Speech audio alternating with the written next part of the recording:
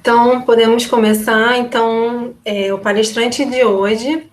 Primeiro, eu gostaria de agradecer ao James por ter aceito o convite aí para os nossos desafios aí de palestras remotas, né? Mas, por outro lado, é bom porque a gente pode chamar os colegas de fora, né? Sem ter aqueles problemas usuais, né? De deslocamento, coisas do tipo. Então, hoje o nosso palestrante é o James Dean, falei certo? Exato. James Dean Oliveira dos Santos Júnior. O James é doutor em engenharia de produção pela FRJ, é mestre em estatística pela Unicamp e é graduado em estatística pela UFAM. Então, hoje o James vai estar falando para a gente sobre distribuições condicionais para testes de aderência. Então, novamente, James, te agradeço aí por ter aceito o convite. E aí, como a gente conversou, entre 40 e 50 minutos, mas se precisar de mais tempo, tá? Então, agradeço em nome do programa aí. Pode seguir. Muito obrigado, Kelly. Obrigado pelo convite. Bom, hoje nós vamos conversar sobre distribuições condicionais para teste de aderência. Todo mundo conhece teste de aderência, já precisou fazer alguma vez na vida, né? São os testes que a gente também conhece como bondade de ajuste. Nós temos a necessidade, por algum motivo, de determinar se um conjunto de dados pertence a uma certa distribuição. Bom, então, primeiro eu vou falar um pouco sobre os testes de aderência, sobre a lógica de como eles são construídos, especialmente em como é obtida a distribuição deles. E depois nós vamos falar sobre as distribuições condicionais, que são um meio de consertar um certo problema que aparece nos testes de aderência. Para tanto, nós vamos precisar definir o que são estatísticas duplamente transitivas, amostras cosuficientes e falar sobre alguns amostradores. Bom, primeiro, eu tenho uma família paramétrica, tá, de distribuições, tenho uma coleção de variáveis aleatórias independentes, tá, proveniente de uma distribuição F dentro dessa família. Perdão, gostaria de determinar se essa distribuição F, proveniente de onde meus dados vieram, pertence a essa família.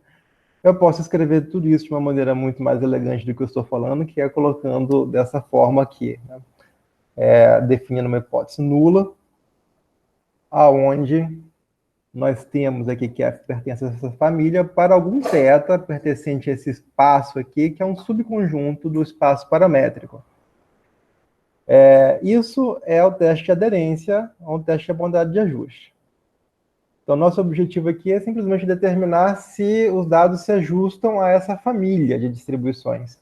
Provavelmente vocês não aprenderam a fazer testes assim, vocês devem ter aprendido a determinar um valor específico para o θ, tá? Então, é para isso que tem esse conjunto θ0 grande aqui. Especificamente falando, esse zero está no lugar errado, esse zero fica bem aqui. Eu tenho dois casos importantes daquela hipótese nula. A primeira seria na qual esse θ0 aqui é o único ponto dentro do espaço paramétrico, que quer dizer que eu estou testando especificamente um membro da família. Por exemplo, os dados têm distribuição normal padrão. Ok? O outro caso, que seria que o nosso grande conjunto θ0 seria o próprio espaço paramétrico, ele estaria testando a hipótese de que os dados pertencem àquela família paramétrica, independente de quem é o membro. Então, seria, por exemplo, perguntar, os dados são normais? Os dados são gama? Os dados são viable, Cauchy? Independente de qual é o membro da família. Eu só quero saber se aquela família bate. Bom, você pode fazer um paralelo com como testes com hipóteses simples e compostas, se você quiser, né? Acho que cabe bem essa ideia. Se você imaginar lá nos nossos cursos de inferência, nós sabemos que os testes com hipóteses simples são mais fáceis de escrever, de calcular a distribuição da hipótese nula do que os compostos, né? E aqui não é diferente. Eu vou discutir um pouco de como funcionam os testes de aderências contínuos e vou deixar os discretos de lado, tá? E vou falar brevemente depois sobre eles, só para não deixar de fora. Mas eu estou preocupado aqui com só os contínuos. Nós temos a função de distribuição empírica, né, que é a nossa função acumulada, caso você queira chamar assim, que ela é um estimador não enviesado para a nossa função de distribuição. Sob o ponto de vista não paramétrico, inclusive, é uma estatística completa. Claro, então nós temos uma distribuição aqui que é uma estatística, né? Que ela estima o F sob o ponto de vista não paramétrico, ou seja, independente do θ. Então, é uma estatística interessante para a gente compor o nosso teste. Nós podemos tentar ver qual a discrepância em relação a essa função de distribuição empírica com uma função tirada dentro da nossa família, tá? Nossa família paramétrica. Então, aqui eu estou plugando aqui um θ chapéu n, tá? Que, na verdade, está especificando um membro dentro dessa família, onde esse θ chapéu n vai ser o próprio θ0, se eu tiver naquele caso simples, onde eu estou testando o membro, ou ele vai ser simplesmente um estimador consistente para θ, no caso onde eu estou só interessado em testar a hipótese de que a amostra é proveniente de uma família. Então, aqui eu tenho uma outra estimativa, você pode pensar, por exemplo, se esse cara é o MV, então nós temos aqui um estimador de máxima verossimilhança para F, sob a hipótese nula. E aí eu posso comparar com esse cara aqui, que seria um estimador não paramétrico, né? Modelo estimador não paramétrico. Então, posso pensar em fazer essa comparação, e se a gente for olhar com carinho, é isso que os testes clássicos fazem. Aqui nós temos Kolmogorov-Smirnov, por exemplo, que é um dos primeiros testes que nós aprendemos lá em nossos cursos de métodos não paramétricos.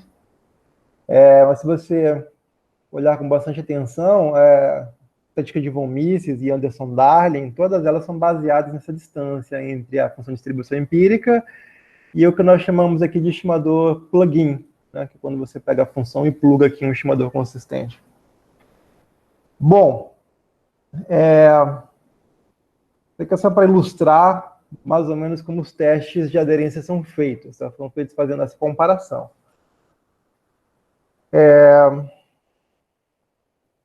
Se eu estou no caso da hipótese simples, então eu dei um valor para esse cara aqui, né, para esse vetor aqui de tetas. Por exemplo, o normal padrão, eu vou ter ali no meu vetor a média 0 e a variância 1, certo?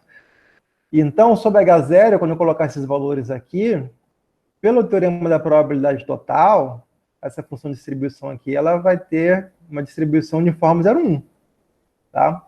Uma distribuição que não depende de θ. Ainda mais, eu posso trabalhar com essa função aqui, quebrando o espaço aqui, o suporte da variável aleatória, em relação às estatísticas suficientes, de tal sorte que eu consigo aqui dizer que sobre aquele pequeno espaço ali, por exemplo, entre o mínimo e o segundo menor, essa função aqui ela é uma constante, né? Ela vai pulando em saltos. Então, eu posso quebrar aqui o suporte da distribuição, tá? Para cada um desses pedacinhos, calcular como é que seria, como se comportariam essas estatísticas aqui. É isso que é feito, na verdade, na hora da implementação. Então, como eu vou ter essas constantes aqui, depois elas vão ser somadas, e aqui eu tenho uma uniforme, na prática eu tenho uma distribuição que não depende nem de F e nem de θ. Então, ela pode ser, pegando o jargão lá da década de 40 e 50, ela pode ser tabulada. Tá? Se você pegar, por exemplo, os papers de Lily Efforts ou Kolmogorov, o que eles fizeram, na verdade, foi... Lily Efforts, por exemplo, o que ele fez de diferente foi tabular o teste de Kolmogorov para distribuição exponencial. Então, o que a gente chama aqui de tabular, no nosso vocabulário atual, seria fazer o Monte Carlo, né? Seria calcular as probabilidades, os níveis os cortes, né? Os pontos críticos para diferentes tamanhos de amostras para aquela distribuição. E olha só que interessante, é fantástico esse tipo de teste, porque eu tenho uma distribuição única, independente da distribuição de sobre H0. Então, isso é um resultado bastante surpreendente. Infelizmente, isso não funciona para o caso onde estou querendo testar a família inteira, que é o caso composto. Isso só funciona para o caso simples. No caso composto, o teste de aderência ele vai depender de θ. Como é que isso acontece? Ou por que isso acontece? É simples. É só enxergar aqui de novo. Quando eu plugo aqui o valor da hipótese simples sobre H0, eu vou ter o teorema da probabilidade total atuando. Agora, se eu tenho diversos valores aqui para o θ, esse teorema já não vai mais valer. Então, a gente tem um furo aqui, que é justamente no cerne desses testes. Aqui eu tenho um exemplo do Babu e do Hall. Está adaptado, tá? O exemplo é um pouquinho grande. Mas aqui eu tenho uma uniforme θ mais 1. Esse é um exercício de inferência que a gente geralmente faz, né? Mostrar que o estimador de momentos para o θ é x barra menos meio. E é isso que a gente está fazendo aqui. A gente está pegando um estimador que é consistente, tá, para θ, e não viesado. E aqui a gente está calculando aquela distância que é utilizada nos 3 testes. E aqui, se você olhar com carinho, a gente tem o x barra aparecendo. Tá? E por causa desse x barra que aparece aqui persistentemente, essa distribuição aqui ela nunca vai estar livre do θ. Tá? O x barra ele sempre vai estar levando informação ali do θ. Então, a distribuição, mesmo assintótica, ainda depende de θ. Então, se alguma vez na vida você já estimou seus parâmetros e depois tentou fazer um teste como o Gorov, ou um teste de Anderson-Darling, aquele p-valor que você está enxergando não é o p-valor correto, tá? Porque a distribuição não é mais aquela. Isso é muito danoso? Mais ou menos, tá? Como o teorema da probabilidade total não vai se aplicar, ou desculpa, integral não vai se aplicar, nós vamos ter que esses testes de aderência, quando eu estou querendo testar a família, eles vão ser conservadores. E eu vou ilustrar a ideia só para a gente, todo mundo ter o mesmo exemplo na cabeça, tá? Vamos considerar uma amostra de tamanho 30, da distribuição exponencial 3. E vou fazer o seguinte, eu vou simular várias amostras de tamanho 30 desse modelo. Aqui eu estou simulando 500 nesse passo 1. Para cada conjuntinho desses de 30 variáveis, eu vou fazer o teste de Anderson-Darling. Tá? Este teste de Anderson-Darling, nós vamos ter duas situações. A primeira, eu vou fazer o teste que eu estou chamando de exato, que é aquele teste de hipótese simples que eu já estou batendo bem na ferida, né? Que θ é igual a 3 aqui, né? Exatamente de onde eu simulei, né? Ele deveria funcionar muito bem. E aqui eu estou utilizando a nossa técnica que a gente chama também de plugin, que eu não sei qual é a distribuição dos dados, então eu estimo, aqui eu estou utilizando o Invum, tá?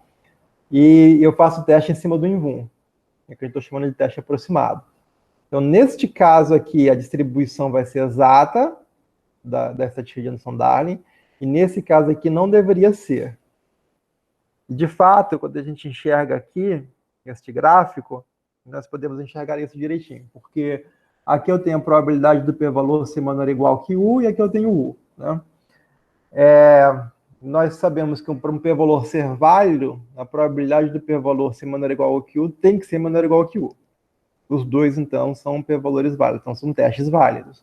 Tá? Acontece que, para eu ter um teste de exatamente de tamanho U, tá?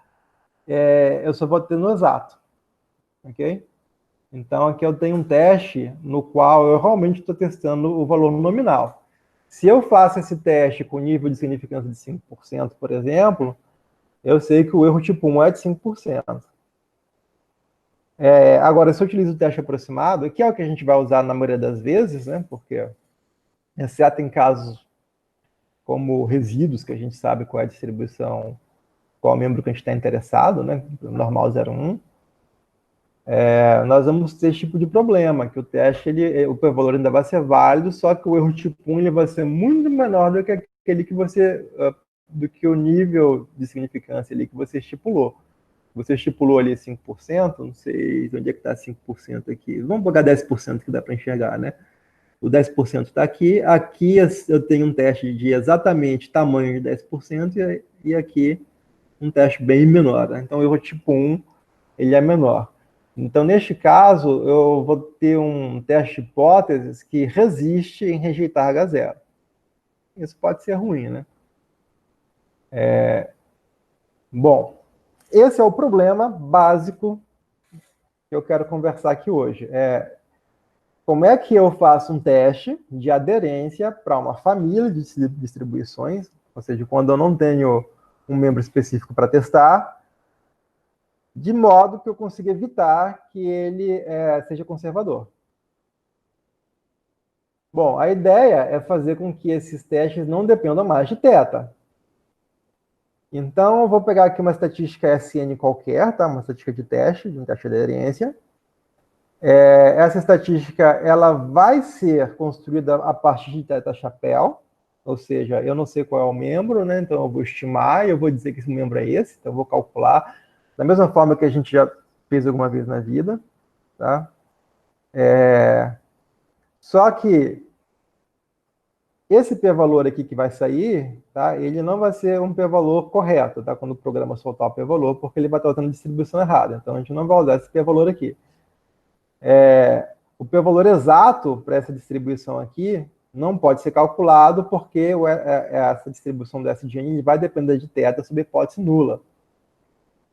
O truque, é claro, é utilizar uma estatística suficiente. Porque nós sabemos que ao condicionar qualquer estatística, uma estatística suficiente, eu vou ter uma distribuição que não depende de θ. Então, se eu pego esse meu teste inicial, né, essa estatística de teste, e condiciono com T, eu vou ter o que a literatura chama de teste condicional.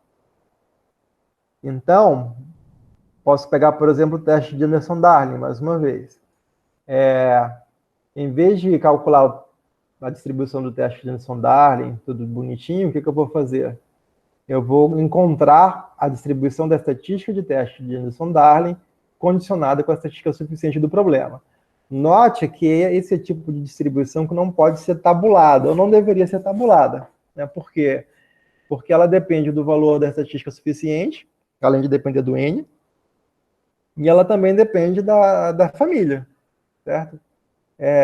O T aqui pode ser somatório, mas se eu estou na normal, somatório é de normais a normal. Se eu estou na exponencial, já é gama, já é uma outra coisa. Então, na prática, o que a gente faz, assim, na hora de construir um problema desses, para cada distribuição você tem que ter um método ou encontrar essa distribuição manualmente, o que geralmente é complicado, ou construir um método de Monte Carlo.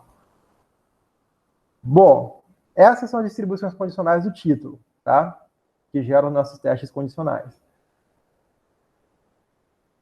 Como é que eu vou trabalhar com esse problema?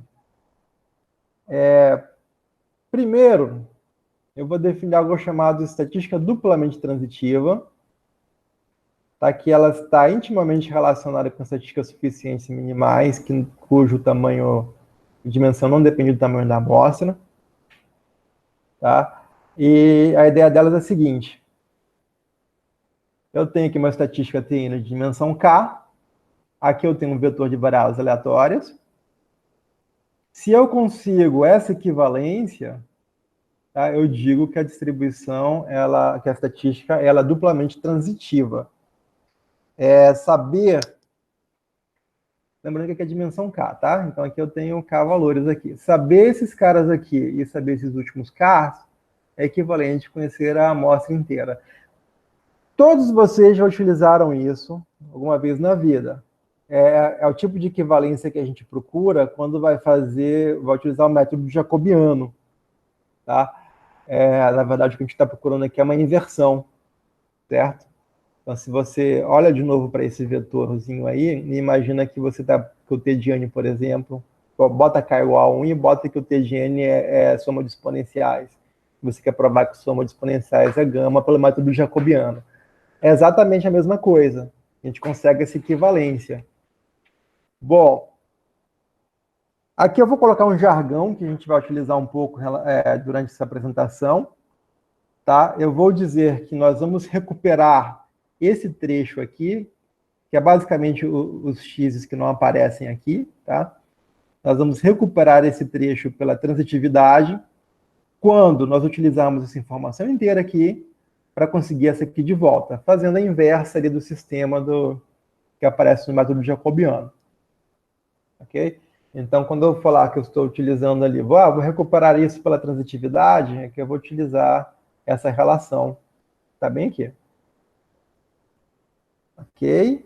Mais um pouquinho sobre estatísticas duplamente transitivas, só para a gente enxergar direitinho. O somatório, por excelência, ele é duplamente transitivo. Tá? Aqui eu tenho uma estatística unidimensional, que é o somatório. Então, conhecer a amostra até o n-1 e conhecer o t é a mesma coisa de conhecer a amostra inteira, porque eu posso recuperar o x de n pela transitividade.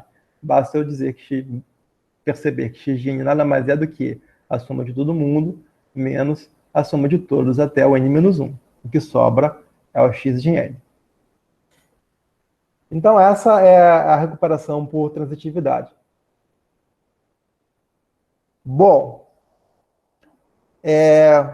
acontece que, utilizando esses elementos, como a estatística suficiente duplamente transitiva, é possível a gente encontrar a distribuição condicional que nós precisamos. Não a do S especificamente falando, mas o da amostra dado T. Tá? Porque, vejam bem, deixa eu abrir um parênteses aqui. É mais interessante eu conseguir simular a amostra dada a estatística suficiente, ou melhor, conhecer essa distribuição, do que conhecer a distribuição específica do teste, da estatística de teste, dado a estatística suficiente. Por quê? Porque se eu sei simular a amostra, dado a estatística suficiente, eu posso fazer vários testes simultâneos. Porque cada uma das estatísticas de teste depende da amostra. Tá? Então, é mais interessante para mim tentar descobrir qual a distribuição da amostra dada a estatística suficiente do que a da estatística do teste em si. E aqui nós vamos ver como poderia ser feito isso com a exponencial. Tá? Esse aqui é um daqueles casos típicos que funcionam, né? A conta fecha bonitinha. E infelizmente são poucos. Exponencial funciona na normal, e eu lembro dessas duas. Bom, a geométrica funciona também, e a Poisson, e a binomial. Pronto. Primeiro aqui, eu tenho a minha amostra de várias aleatórias. Tá? Eu posso reescrevê-la assim pela dupla transitividade. Tá? Mais um parênteses, esse F aqui não é igual a esse F, tá?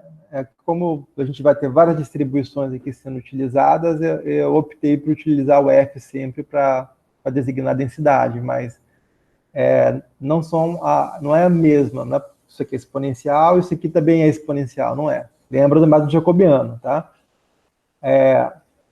Esse cara aqui, na verdade, vai ser o quê? Vai ser o produto das exponenciais vezes o jacobiano da transformação, tá? Pela dupla transitividade, eu posso escrever isso daqui, mas isso daqui é uma conjunta, posso escrever isso como sendo uma condicional vezes uma marginal. Eu sei que no caso da exponencial, a estatística suficiente tem distribuição gama n θ. Tá? Então, eu posso encontrar esse cara aqui, pegando este daqui, que vai ser o produtor de exponenciais, e dividindo por esse. Fazendo aqui uma continha rápida, a gente chega nessa conta aqui, que é uma distribuição uniforme dentro de um tetraedro hiperdimensional, tá? Claro que se tem uma distribuição no tetraedro, de certa modo, eu tenho uma Dirichlet, né? Então, eu tenho aqui uma forma explícita para essa distribuição, para fazer esse teste. E mais, eu tenho como simular através de uma Dirichlet, como está escrito aqui, tá? Se y é uma Dirichlet, então a distribuição que eu quero é a Dirichlet vezes o T de N. Então, esse é um caso tipo onde as contas fecham, está tudo bonitinho, e então eu poderia construir um teste para a família da exponencial utilizando essa distribuição. Eu consigo simular, então, essas amostras dadas T de N, e aí, para cada amostra simulada, eu posso calcular a estatística de teste. E aí eu posso fazer um Monte Carlo para encontrar, calcular o p-valor, por exemplo. Já eu dou o algoritmo, tá? Estou dando um pouco de spoiler, na verdade. Tá aqui o algoritmo. Sabia que estava perto. Então, o que a gente faz na prática é o seguinte: a gente vai tentar calcular essas estatísticas de teste, tá? Via simulação, através dessas amostras aqui, de amostras tiradas deste modelo. Então, mais uma vez, eu friso aquela ideia. É melhor a gente aprender a simular daqui, porque uma vez que eu sei simular esses caras aqui, eu posso fazer vários testes. Posso fazer Anderson Darling, posso fazer Kolmogorov, posso fazer o Kramer-von Mises, tá? E várias outras modificações aí que existem na literatura. Como o foco, então, aqui é encontrar essa amostra, simular essa amostra aqui condicionada, isso tem um nome na literatura também, tá? Então, amostras que são simuladas, dada uma estatística suficiente, são chamadas de amostras co-suficientes. Tem um autor que gosta de chamar de lookalike, e ele escreve bastante sobre isso, tá? É o O'Reilly, ele gosta muito desse termo. Mas parece que o que pegou foi o co-suficiente, tá? Nos papers mais recentes é esse termo que é utilizado. Bom, então, na prática, o que a gente vai fazer é aproximar a simulação, a distribuição da estatística de teste, distribuição condicional, via simulação, e calcular os p-valores via método de Monte Carlo. Bom, então como é que eu gero amostras co-suficientes? Bom, todos vocês já devem ter feito um curso de estatística computacional, então aqui não tem muito segredo, tá? Eu tenho alguns métodos tradicionais para fazer a simulação, seria o método da inversão, o amostrador de Gibbs e aqui o Mestropoulos-Hastings, tá? Vai discutir como cada um desses métodos pode ser utilizado para conseguir essas amostras co-suficientes. Tudo, na verdade, está relacionado com a nossa capacidade de ter ou não alguma expressão analítica relacionada com a distribuição, com essa distribuição aqui, tá? Da amostra co-suficiente. Vamos começar pelo mais, vamos colocar fácil, né, entre parênteses, que é o método da inversão.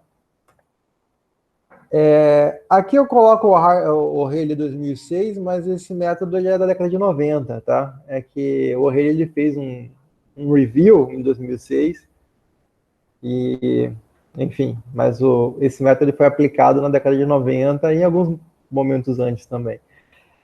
A primeira coisa que a gente tem que fazer é lembrar, aqui não é a probabilidade total, aqui é a probabilidade integral. Esqueci de mudar. O método da inversão ele é baseado no teorema da probabilidade integral, né, como a gente já conversou anteriormente, segue do fato que a f de x1 ela é uma uniforme 0,1. Então, basicamente, eu posso gerar uma uniforme e calcular essa inversão aqui. Tá? Ela existe porque a gente está falando só de variáveis aleatórias contínuas. Se eu tenho se eu quero simular um vetor, uma coleção de variáveis aleatórias, que elas não são independentes, é claro, eu posso transformar esse problema em vários problemas univariados, tá? Utilizando uma decomposição que a gente conhece bem. E aqui eu peço desculpa para vocês que talvez fique um pouco chato enxergar essa forma ao contrário, que geralmente a gente está acostumado a fazer assim. Essa conjunta vai ser igual à marginal f de x1 vezes f de x2 dado x1 depois x3 dado x1 x2 e etc, né? Até chegar em xn dado todos os anteriores. E aqui está ao contrário, tá? Mas isso tem um propósito que vai ser discutido um pouco mais à frente. Então, a gente primeiro pegou o x de n, aí depois vai ficar o x de n menos 1 dado x de n, depois o x de n menos 2 dado x de n menos 1 e x de n, assim, até chegar no x de 1 dado todos os outros para cima. E a simulação pelo método da inversão seria feita da seguinte forma. Gero uma uniforme e eu calculo esse carinha aqui, o x de n, através da inversão. Aí, uma vez que esse x de n foi calculado, eu vou plugar ele nessa distribuição aqui e vou retirar o x de n menos 1. Então, agora eu já tenho dois valores simulados, x de n e x de n menos 1. Vou plugar os dois na distribuição de x de n menos 2, dado x de n menos 1 e x de n, para calcular o x de n menos 2. Vou fazer isso até chegar no final. Tá? O bom do método da inversão é que a gente, de fato, está simulando valores daquela distribuição. Né? Diferente dos outros métodos mais avançados, que ou a gente está tirando a partir da distribuição estacionária, ou a gente pode ou não estar tirando com uma certa probabilidade, como é na aceitação-rejeição.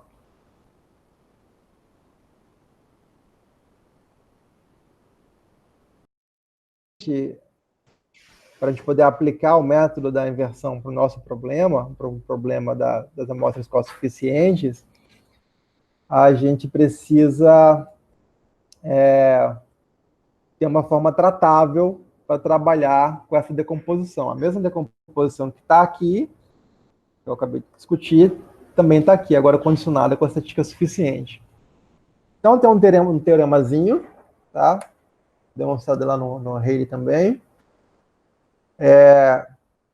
Nós vamos colocar uma notação nova que vai servir só para essa seção, tá?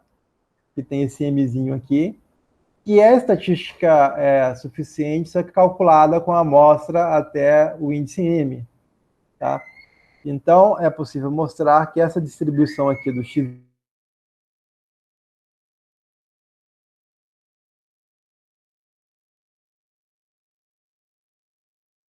ter o x de n dado a estatística suficiente calculada do x de 1 até o x de j. Tá? E isso aqui é bem legal, porque essa forma aqui, ela se simplifica nessa forma aqui. Então, basta eu conhecer as distribuições desse tipo aqui, olha. Isso daqui quando é possível, é fácil de obter, né? Assim, fica meio estranha essa fala, mas perceba que aqui eu tenho x, o que vai mudar aqui é só esse n aqui, ó. Então, se eu consigo, por exemplo, encontrar uma forma analítica para esse cara aqui, basta eu mudar o n aqui, tá? Então, aqui eu boto um j qualquer e a forma permanece. Então, essa que é a vantagem aqui dessa conta, desse teorema. E aí a gente pode aplicar o método da inversão agora. Primeiro, simulando o x de n, tá? Através dessa distribuição aqui. Daqui é a inversão. Aí, eu vou ter que calcular esse t de n-1. Lembrando que o t de n-1 é quem? É a estatística suficiente calculada até o n-1. É simples, basta eu pegar a estatística suficiente que já está condicionada, esse valor aqui é fixado, e utilizar esse valor aqui que foi simulado para encontrar esse daqui. Por exemplo, vamos supor que o t de n é a soma de todos os valores de 1 até n. Então, quem seria o t de n-1? Seria a soma de todos os valores até o n-1. Como eu já tenho o x de n simulado, esse valor aqui seria igual a t de n menos o x de n estrela. Então, aí eu posso encontrar esse cara aqui, ó, bem aqui. Plugo esse valor aqui e faço a simulação. E aí agora eu continuo fazendo esse esquema, sempre calculando quem seria esse próximo t, até chegar em x de k mais 1. Tá? Quando eu chego aqui, só vai me faltar as k primeiras variáveis para serem simuladas. Como é que eu vou obter elas? Pela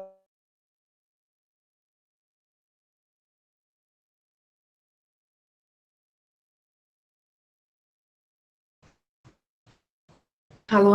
Então, essa informação toda aqui me permite recuperar a amostra de volta, lembra? Então, pela transitividade, eu consigo os outros valores. Então, em geral, esses algoritmos, eles vão ter esse passo da recuperação pela transitividade no final. Aqui eu tenho um exemplo que ele é desnecessário, mas a conta é fácil, né? Esse tópico, ele não tem muitas contas fáceis de fazer na mão, tá? Então, a gente já sabe tirar, a gente já conhece o problema da normal, da exponencial, né? Vamos ver aqui. Pronto, tivemos alguns problemas técnicos, mas estamos de volta. Pode seguir, Bom, James. muito obrigado, Kelly. Obrigada a Bom, você. então, como estávamos falando, né? Bom, aqui é só um exemplo de como é possível obter essa distribuição, né? Por método da inversão, e como ela, na verdade, depende só da estatística suficiente calculada até o índice J. Tá? Bom, tem um bocado de problemas aí, né? Primeiro, talvez a gente não consiga uma expressão analítica para essa inversa. Tá? No próprio paper do Haley, ele não consegue. Ele ele faz uma inversão numérica lá. O que é bom, né? A gente também pode fazer uma inversão numérica.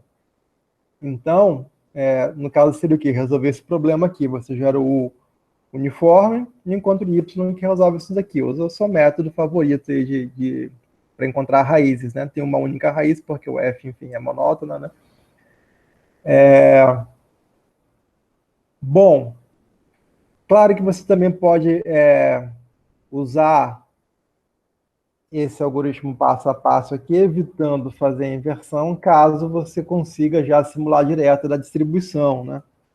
Por exemplo, essa distribuição aqui dá para simular por algo parecido com uma beta, né? Quer dizer, uma beta 0 TJ. Então, você pode evitar também essa inversão se você souber simular direto. Bom,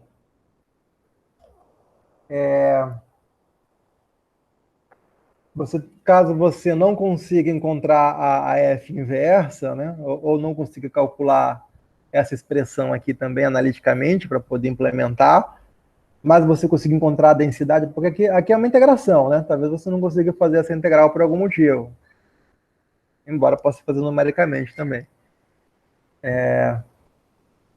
Mas se você tiver a densidade, você pode também utilizar um algoritmo de aceitação-rejeição para poder gerar um ponto para lá. Claro que cada uma dessas opções integrar numericamente, resolver um sistema numericamente, usar aceitação-rejeição, tudo isso gera um pouquinho de demora no algoritmo, tá? E há uns 20 anos atrás, isso era um problema sério, né? A gente não queria demorar muito tempo para ver um resultado. Hoje em dia, isso não faz muita diferença, não, né? Se for uma aplicação simples do tipo, quero saber se os meus dados são gama, então você pode partir de uma solução desse tipo, tá? Não é algo que vai demorar muito. Agora, se você está trabalhando com um banco de dados extremamente complicado e queira fazer várias testes de aderência simultâneos, né? Então, você vai querer algum método que ou seja mais rápido ou que consiga testar todas as... Testar não, fazer a simulação simultânea, né? Que aqui a gente está simulando um X de cada vez, né? Bom, tem uma outra proposta que é a do Lockhart, que é sobre utilizando amostrador de Gibbs, tá? Bom, a ideia aqui é se livrar de ter que calcular F maiúscula, tá? Lá que a gente viu lá no da inversão. Então, para isso, a gente define aquela notação já conhecida aí pela maioria, creio, que é a nossa notação de índice negativo, que é toda a amostra tirando aquele elemento, né? Então, aqui a amostra toda tirando o XJ. Para poder construir um amostrador de Gibbs, a gente precisa das condicionais completas. Lembrando que a distribuição sempre está condicionada ao T de N, eu preciso da distribuição de x de j, dado a amostra inteira, exceto x de j. Bom, aqui é bastante James, trivial. Oi, caiu de novo? uma pergunta, não. Ah, tá. A minha pergunta é qual critério que você usa para escolher qual desses métodos que você vai utilizar? Qual critério eu uso? Ou cada caso é um caso? Olha, todos eles têm algum problema, porque Uhum. você vai precisar, geralmente você vai ter uma distribuição complexa para simular, e, e aí você vai precisar de uma proposta específica para aquele problema. Então, o Certo. último método, que é o de Metrópolis, eu acho que é o mais interessante, mas eu Tá. sou viciada para falar sobre isso, porque o método é meu. Uhum. Mas eu vou falar sobre um outro, e eu só vou comentar, porque está fora do contexto, de um método de um bootstrap que também resolve o problema muito bem. Tá. E tempo computacional, coisa assim. Sim, exatamente. E, Tá. inclusive fora da família exponencial, que bem dizer, eu estou preso na existência de uma estatística Hum, suficiente minimal, né? certo. Tá bom. Cuja dimensão não varia com n, né? Então não tem muitas opções de teste para fazer aqui. Tá bom. Obrigada. Perfeito. De nada. Bom, nesse caso aqui em particular, aqui eu tenho condicional, que vai ser conjunta sobre a marginal. Esse cara aqui parece que é difícil de encontrar, mas esse cara aqui já é bem conhecido, né? Esse aqui, de novo, sai ali daquele nosso jacobiano, né? De fato, né, tá aqui o método jacobiano bonitinho, né? Essa distribuição aqui nada mais é do que esse produtório aqui, vezes o jacobiano da transformação, que tá bem aqui. Aplicando o critério da fatoração aqui, tá? Já que tem uma estatística suficiente, a gente vai ter aqui aquela nossa função que depende só da amostra e a nossa função que depende de θ através de t. Esse termo aqui é exatamente o que aparece aqui em cima. Lembrando que daqui eu só estou interessado de onde aparece o x de j, tá? Eu não quero calcular esse cara exatamente porque eu sei que isso aqui vai dar muito trabalho de fazer. Eu quero só o núcleo desse trecho aqui, tá? Então, um pouquinho de conta, dá para ver que o núcleo disso daqui nada mais é do que o h de x vezes o jacobiano da transformação. E aí, para eu poder, então, amostrar das condicionais completas, basta, né? Vamos botar o basta entre aspas aqui, né? Basta eu usar algum método que não precise da densidade toda, né? Especificada, só o núcleo dela. Como, por exemplo, a citação-rejeição ou o próprio passo de Metrópolis também, que resolveria o problema. A ilustração desse método não é muito trivial. Tem dois papers que apresentam esse método, os dois são do mesmo autor. Um ele faz para gama e o outro ele faz para a distribuição von Mises. E aí ele usa umas propostas ali que funcionam para alguns parâmetros, não para outros. É um método um pouco complicado. Mas, enfim, ele não precisa calcular o F maiúsculo, né, o que já é um ganho em relação ao método da inversão. Aqui está o algoritmo clássico, né, do amortecedor de Gibbs. Eu começo gerando x de 1, né, através da condicional completa. Perdão, eu começo com uma semente inicial, né, que são valores iniciais exceto o primeiro, que eu não preciso, que vai ser o primeiro a ser simulado. Então, esse cara aqui é simulado só com os valores anteriores. E aí eu tenho uma atualização aqui, que é o x de 1. Essa atualização vem para cá. E eu retiro aqui ela desse vetor. Né? Então, pego só os outros antigos, e vou ter um x de 2. Agora eu tenho um x de 1 e um x de 2, eu posso utilizar para atualizar. E eu vou fazer isso até chegar nesse último passo, aonde eu já vou ter atualizados até o x de 1 até o x de n menos k menos 1. E não vou ter atualizado ainda aqueles últimos k valores, né, que a gente vai obter pela transitividade. Tá? Então, esse daqui é o amostrador de Gibbs básico. Eu vou mostrar como é que funciona a conta para o modelo Gama, só para vocês sentirem como é um pouquinho complicado utilizar esse método. Eu tenho aqui como exemplo o modelo Gama. Eu quero saber se os dados de distribuição Gama, se eles aderem bem à família Gama. Nós sabemos que as estatísticas suficientes conjuntamente suficientes para essa distribuição são o somatório de X e o produtório, são chamados de ESP nesse problema. A estatística suficiente minimal. E aqui eu tenho o jacobiano da transformação. uma coisa bem feinha. Esse jacobiano ele já está numa notação específica, tá? Para ser avaliado só em relação para aparecer o x de j aqui, tá? Então já está de propósito aqui. Então, quem é esse S de J que aparece aqui? A estatística suficiente, menos o X de J. E aqui, menos os 2 pontos que eu vou conseguir pela dupla transitividade, que é o xn e xn menos 1. A mesma coisa vale para o P de J, só que agora em relação ao produtório, não ao somatório. E aí a gente pode escrever essa distribuição aqui como sendo proporcional a esse termo. Tá? Lembrando que aqui eu só preciso do x de j, né? O resto eu posso jogar fora, né? Vai para a constante de proporcionalidade. Então, eu precisaria encontrar aqui uma distribuição que pudesse ser utilizada como proposta para esse problema aqui. Tá? Olhando de cara, não dá para ter muita ideia, né? Mas, enfim, pela restrição aqui de que o x de j é uma gama, então ele não pode ser negativo, teria que pegar uma distribuição que é limitada a esse valor aqui, né? Então aí você pode pensar numa beta, né? Uma zero, que vai de 0 até esse valor aqui. Foi isso que os autores pensaram. E aí eles fizeram um simulador baseado nessa amortecedor de Gibbs. Em cada condicional completa tinha um passo de aceitação e rejeição. Então é um algoritmo um pouco demorado, né? Porque você não consegue calcular a probabilidade de aceitação, porque não tem a distribuição completa, né? Tem só um pedaço dela, então não dá para calcular a probabilidade de aceitação. Então você tem que aceitar um ponto primeiro para poder mover para a próxima condicional completa. Então isso é um pouco demorado. Mas enfim, é um avanço em relação ao problema de você não ter o F analiticamente, né? Bom, o F maiúsculo. E aqui vem o resultado que um professor aqui da Universidade Federal do Amazonas, o Nelson, e eu fizemos. E é claro que ele está muito mais bem escrito, muito mais bem explicado, porque para puxar a sardinha para o nosso lado, brincadeiras à parte.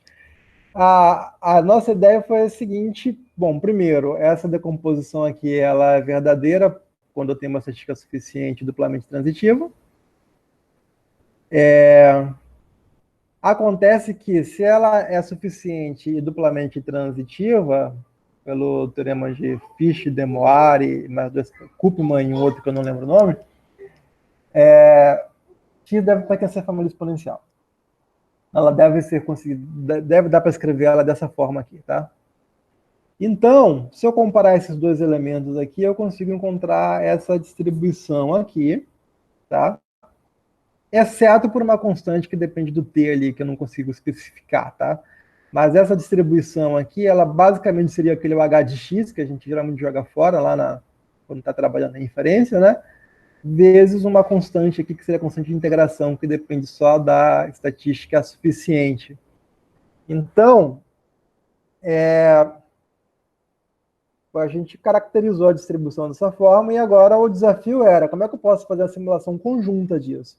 Porque tanto no método da inversão, quanto no método do amortecedor de Gibbs, eu tenho que mostrar um ponto de cada vez. Então, se eu vou mostrar um ponto de cada vez, eu tenho uma amostra de tamanho 500, eu vou precisar mostrar ali 500 pontos, cada um desses pontos vai ter uma aceitação-rejeição, ou um passo de metrópolis, vai ser um negócio bem demorado, né? Como é que a gente pode fazer isso de maneira conjunta? Bom, primeiro a gente pensou em utilizar metrópolis hashes com cadeias independentes. Tá? Isso para evitar fazer aquela simulação da proposta baseada numa distribuição condicional, né? Porque nós a gente teria que arranjar uma condicional para esse cara que, enfim, não parecia ser uma boa ideia.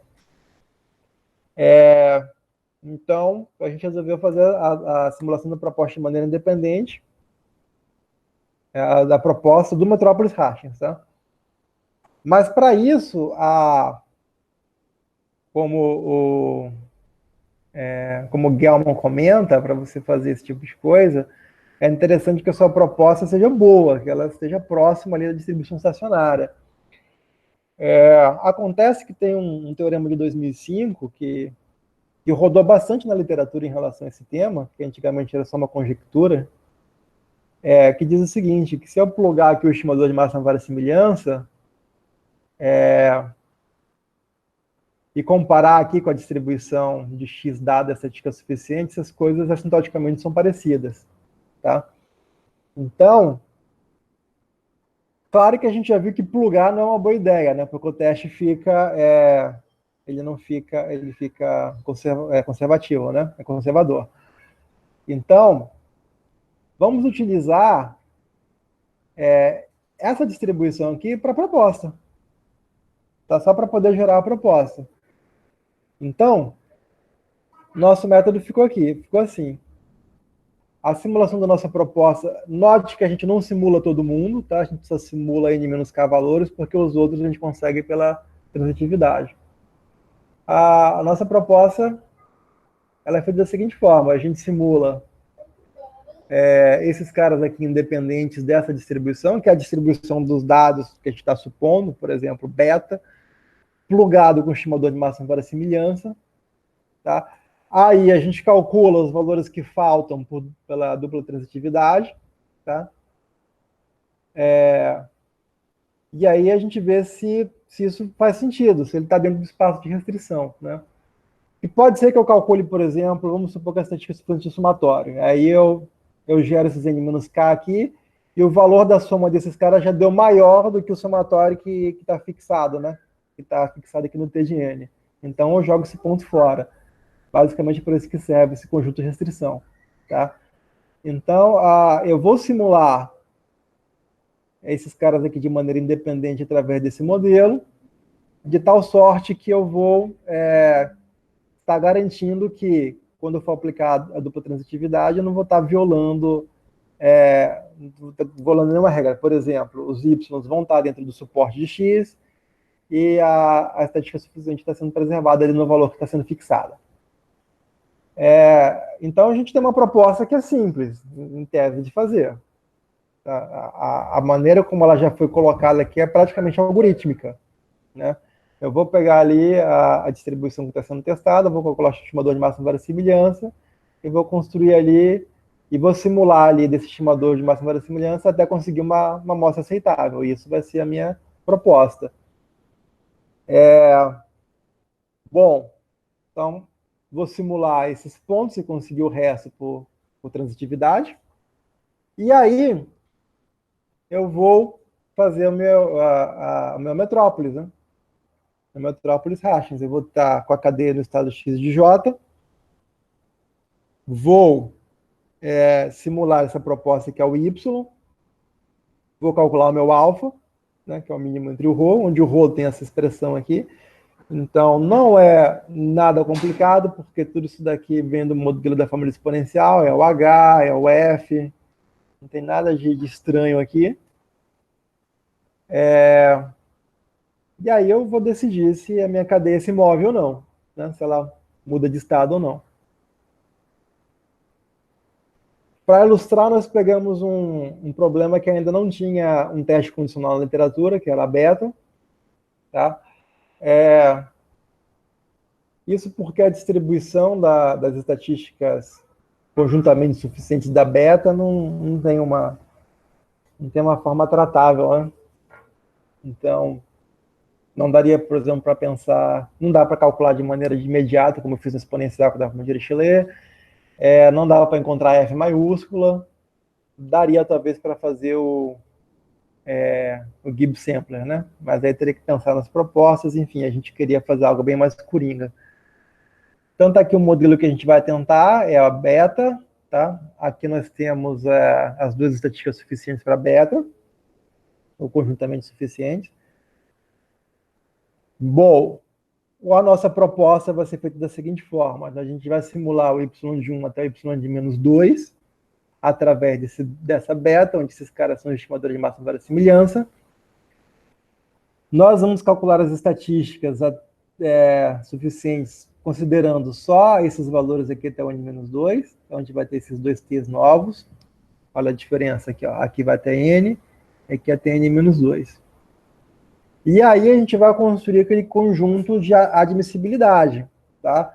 Porque para essa amostra ser admissível, esses dois caras que vão ser gerados, eles precisam estar entre 0 e 1. Tem que estar em 0 e 1. Na verdade, é só isso que precisa. Tem que estar entre 0 e 1, porque vem de uma beta.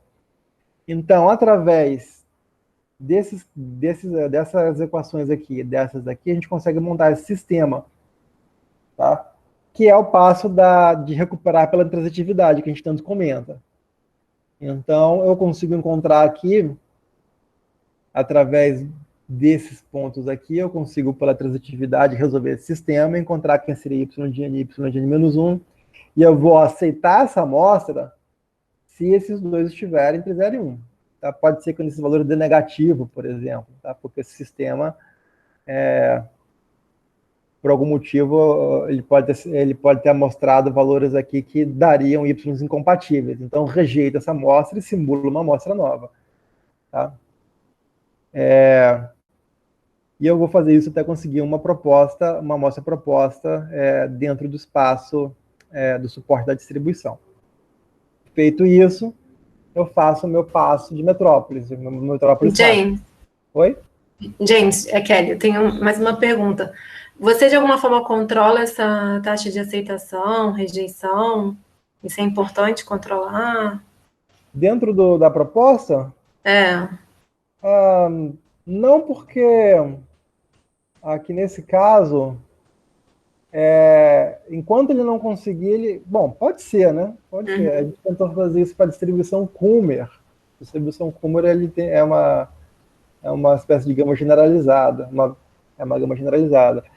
E o nosso algoritmo estava extremamente lento, tá? E uma das descobertas foi que justamente ele estava tendo dificuldade aqui nesse passo. Então, na hora de programar, é interessante você colocar uma maneira de imprimir ali, né? Se ele está preso ou não, né? Para você saber onde é que está acontecendo o problema. O ideal é que não tenha problemas para simular, porque, teoricamente falando, graças a esse resultado aqui, não deveria estar muito distante um do outro. Então, para as distribuições que a gente já implementou, gama, beta, normal, a gente fez exponencial, embora não precisasse também, é rápido, ele consegue, geralmente de primeiro ele já consegue encontrar esse ponto. Tá. Beleza. Agora, se a gente precisa resolver esse sistema numericamente, aí tem um problema de que é igualdade dentro do R, né? Então, aí tem que tomar cuidado.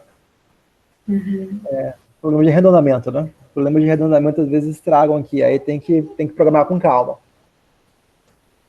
Certo. Então, se você tem mais de 3 estatísticas suficientes, assim, talvez você tenha algum problema nesse passo, sim. Não de ordem de demorar para aceitar um ponto, mas na hora de programar o sistema.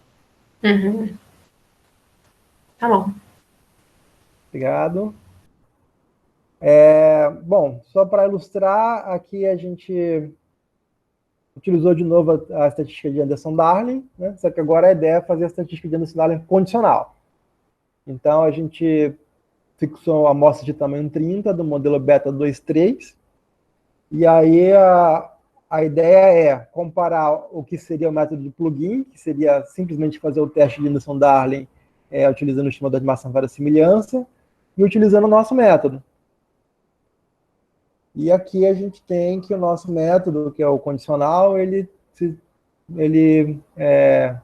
consertou, né, o aproximado, né, que seria o método do plugin.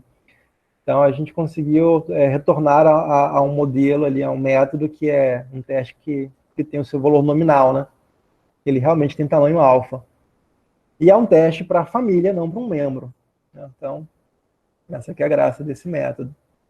E aí a gente tem os outros desdobramentos que estamos fazendo. Por exemplo, a gente está terminando agora a implementação de um pacote onde você constrói o qqplot para a família, por exemplo. Eu quero fazer um qqplot para gama, mas eu não quero especificar quais são os parâmetros da gama. Eu só quero saber se ele se adequa a uma gama, fazer um envelope para uma gama qualquer. E aí a gente está fazendo isso utilizando esse simulador. E o bacana é que você compara com as bandas de confiança que estão implementadas por aí, e você vê que a confiança é menor, claro, porque a gente está utilizando por trás a estatística suficiente. Então, geralmente elas são suficientemente completas, né? Então a nossa banda tem que ser menor mesmo, né? Teoricamente falando. Então tem esses produtos saindo aí em relação a esse trabalho. Esse trabalho, infelizmente, tem várias limitações. Tá? Primeiro, eu tenho um problema das covariáveis. Seria muito bom, por exemplo, fazer um teste onde eu pudesse, sei lá, testar a aderência de um modelo de séries temporais, uma aderência de um modelo de regressão qualquer. E eu não vai fazer sentido, porque geralmente a estatística suficiente minimal é a própria amostra, né, por causa do efeito da covariável. Então, esse é um passo que ainda falta ser resolvido. Tem uma proposta que está no archive, saiu agora, de um pessoal que está usando uma noção de estatísticas aproximadamente suficientes, e eles juram que resolvem esse problema. Então, estamos debruçando, tem 50 e poucas páginas do paper, então está sendo uma leitura bem agradável. Outro problema aqui é em relação à família curvada exponencial. Não que não dê para fazer, mas quando a gente tem um problema curvado, eu penso, pelo menos, que a gente tem aqui nós teremos H0, a família é curvada, contra uma hipótese alternativa de que é a mesma família, mas não é curvada. Então, se você for fazer um teste desse tipo, aí a gente vai ter problemas, porque a distribuição da estatística do teste condicional é a mesma, né? Porque a estatística suficiente minimal é a mesma. Embora a proposta mude e tudo mais, a gente consegue perceber que a gente perde o poder do teste. Tá? O teste tem baixo poder. E outro gargalo feio bastante, né? Na verdade, é que, enfim, não dá para fazer fora da família exponencial. Exceto, claro, em casos onde, tipo a uniforme zero teta, né? Esse tipo de distribuição que a gente consegue contornar. Que a gente ainda consegue uma estatística suficiente completa. Mas é uma pena, porque os modelos, por exemplo, de cauda pesada, todos saem aqui dessa conta, né? E aí a gente está... Bom, a gente não está à mercê do que vier, né? A gente tem, na verdade, um método que eu ia colocar aqui, mas eu pensei, o nome da apresentação é distribuição condicional. Então eu vou falar de um método que não é sobre distribuições condicionais. Então eu deixei só para comentar, mas não mostrar nenhum slide. Tem um resultado que utiliza um bootstrap paramétrico para resolver esse problema. A ideia do bootstrap paramétrico não é igual ao teste de Monte Carlo. Tá? No teste de Monte Carlo, a gente estima o θ, pluga o θ e simula os pontos em cima do θ plugado. Né? O bootstrap paramétrico para teste de aderência ele é feito da seguinte forma. Você calcula o estimador de massa de verossimilhança, simula uma amostra. Dessa amostra, você calcula de novo o estimador de massa de verossimilhança, e é aí sim que você calcula a estatística de teste, com essa amostra simulada com o estimador dele, e não com o estimador geral.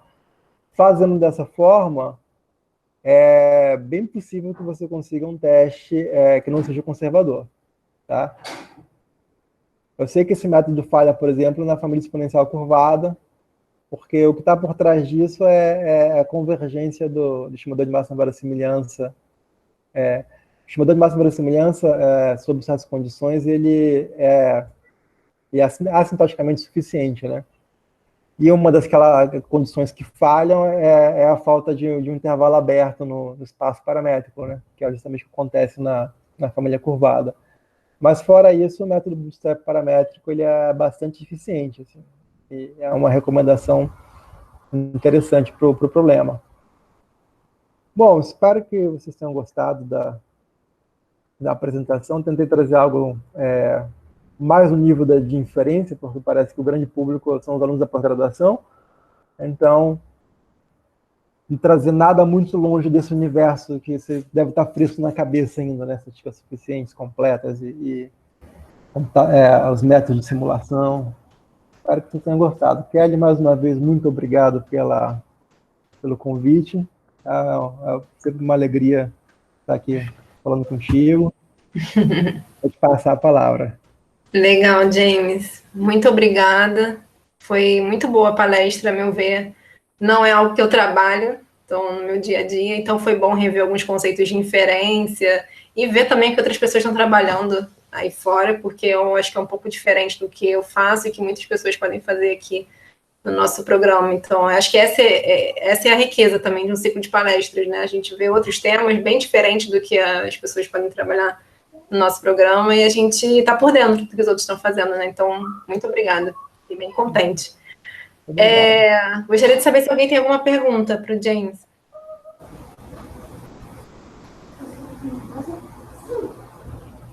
Se alguém tem alguma pergunta, pessoal, se tu tiver sem microfone, pode falar no chat também.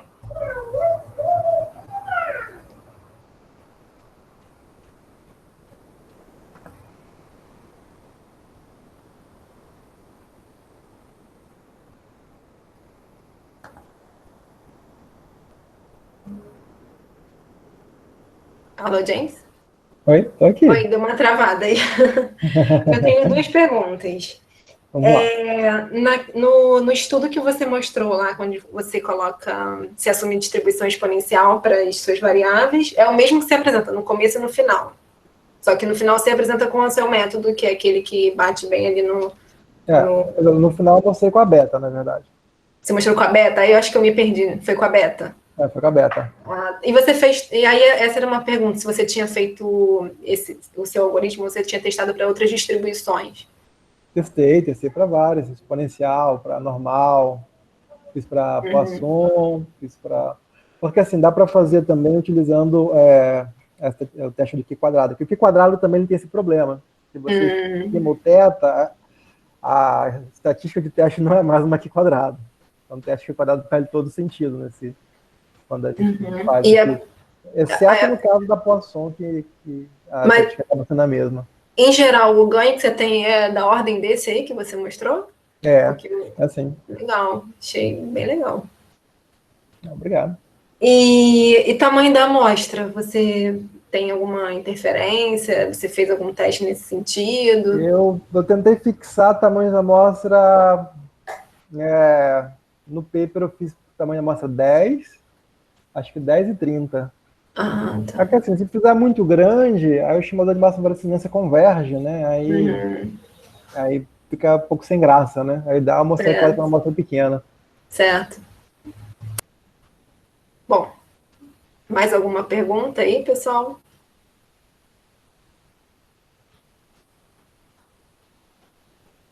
Bom, então vou agradecer mais uma vez ao James. Não posso bater palmas, porque só um pouquinho. Te agradeço, James, por ter aceito o convite. Espero que a gente se veja em outras vezes, em outras bancas, né? Como da última vez e agora. Ótimo, Kelly. Então, mais uma vez, vou muito parar obrigado. A gravação aqui.